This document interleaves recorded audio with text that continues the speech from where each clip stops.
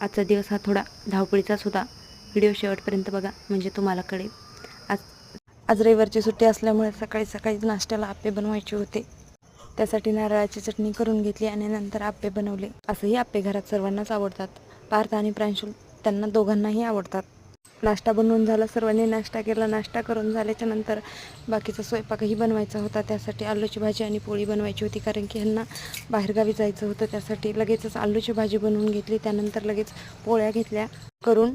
असा तर उन्हाळा संपत आलाय, पाऊसही पडत आहे, पण 2 दिवस झालं ऊन पडत आहे. त्यामुळं म्हटलं आपल्या शेवया करायच्या बाकी राहिल्या होत्या, त्यासाठी बाहेरूनच मशीनवरून करून आणल्या होत्या. त्यामध्ये 2-3 वेळेस लाईट गेली, त्यामुळे थोडा वेळ लागला.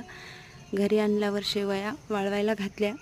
आता थोडंसं ऊन पडत आहे, त्यामुळं कसं तरी म्हटलं चला होईल तेवढं तरी, त्यामुळं मग शेवया करून घेतल्या. आणि असंही उन्हाळ्याची कामं पूर्ण झाली होती. शेवया तेवढ्या बाकी राहिल्या होत्या, त्या कंप्लीट करून घेतल्या. सो असा होता माझा आजचा धावपळीचा दिवस. चला तर मग पुन्हा भेटूया.